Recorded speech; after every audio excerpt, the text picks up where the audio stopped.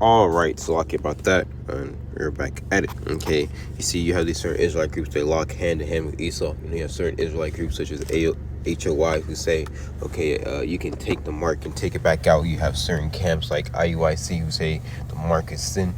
Okay, you have certain groups like IUCBK just telling you to straight out take the mark and the max, man.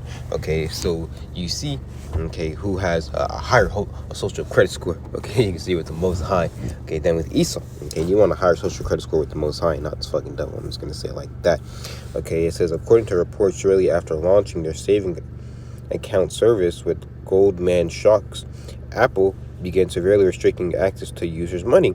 The man named Nathan Tecker, who lived outside of Atlanta, told the Wall Street Journal that he continually tried. It's like he continually tried and has failed to transfer $1,700 from his Apple account to his JP Morgan Chase account.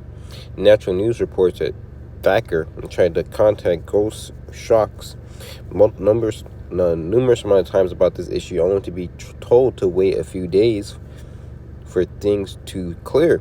If it wasn't until the Wall Street Journal intervened on Thacker's behalf that he was finally able to access his own cash on demand. Okay. Another man named Kevin Smith from Minnesota expressed similar complaints, but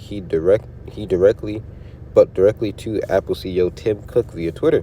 He asked, was your plan to partner with a bank that holds people's life savings hostage? It says in Smith's case, he had been trying to transfer $10,000 from his Apple account to U.S. Bank ever since May 16th.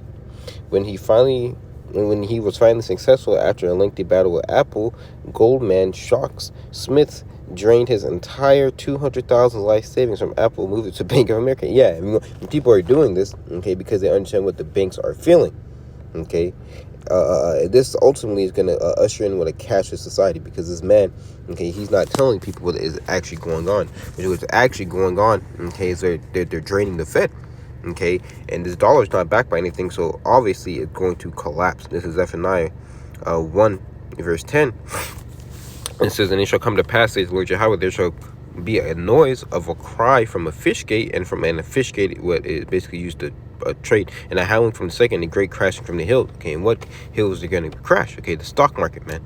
Okay, you know, the scriptures talk about what the Heavenly Father, okay, is basically going to shake the mount of Esau, man. Okay, and the mountain's what? A mountain. The mountain has hills, man. Okay, so from the on top all the way down to these people, these multi-bogle millionaires, okay, to, you know, these trillionaires and so on and so forth, okay, multi-millionaires, okay, to the average everyday person is going to have to deal with what is known as a social credit score, okay, and this is why the scriptures talk about what in Revelation 13 chapter, he calls all, both small and great, rich and poor, free and bond, to receive a mark in their right hand or in their forehead, that no man might buy or sell, say he that had the mark. Okay, in that mark there's a charagma. You see, there's 3 different types of marks in the scriptures. That's why it would be and it will behoove you, okay, to you know, look up these words. Okay, like the word Revelation 13 is charagma. Okay, the word for Ezekiel 9:4 is not scopeo, but the walk. Okay, and there's another one. Okay, I believe in Corinthians there says put a scope. Okay, mark those who cause division. That word mark there is a scopeo. Okay, they basically have keep watch. Okay, keep your eye out. Okay, and this is Uncle Frank says that song, don't trust them new niggas over there. Yeah, you know, keep an eye out on these Israelite leaders, man. Okay, because they're not teaching, okay, about the MOTB, okay, and how Esau is using, okay, the system when he's speaking as a dragon, okay, to basically demonize for one demand more, and basically bringing people in, okay, into this new world, or very sneakily, okay, then they're not teaching the truth, okay, because as the Most High deals with gradualism, so does this biblical Edomite, so does this damn devil. It's Revelation 13 verse 11. I beheld another beast coming out of the earth, and he had 2 horns like a lamb, and he spake as a dragon. Okay, now the 2 horns, okay, is talking about what the Democratic and Republican Party. Okay, now they're all tied, okay, to speak as softly as possible to these people. Okay, so when Esau comes to his demonization campaign, he's not going to make it fair. Okay, when Esau comes to these people about you know, whoa, you're gonna have to take this mark. Okay, that's the only way you can get back into this society. Okay, you're gonna have to, suck it up, or else you're gonna be on the outskirts of society. That's a real thing. Well, you should watch The Last of Us. Okay, in that series, okay, they basically show you what you're gonna have the outskirts society, and you're gonna have those who fell basically under FEDRA. Okay, and FEDRA is basically the federal law. Okay, and you had people, you had infightings within cities, okay, between the people and between the government.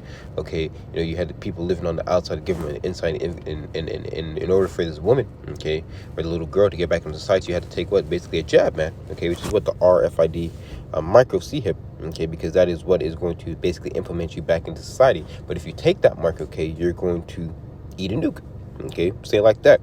Revelations 13 verse 12, and he exercised all the power of the first beast before him, and causes the earth and them that dwell therein to worship the first beast, whose wound was deadly, whose deadly wound was healed. So he's going to implement all the ways of the past Roman Empire. Now I have a little nice little story to go along with this, which is what Daniel, because Chris talk about what go into the ways of our forefathers, man.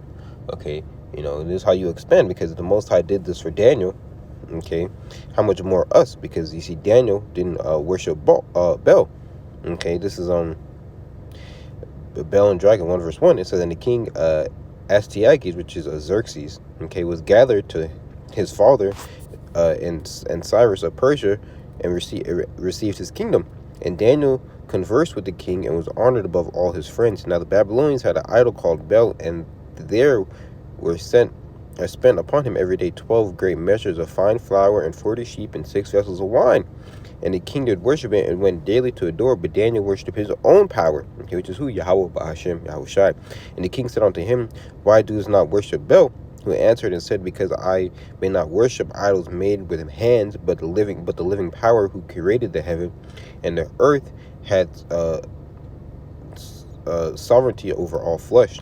And Daniel smiled, and then said the king unto him, thou thinkest not that Bel's a living power, seeing thou not how much eat and drink every day? And that's what the average day mind of an American is. Okay, how can you not worship this image? How can you not worship, okay, this thing, this society, okay, that these people, these biblical Edomites have set up? Okay, 1 second.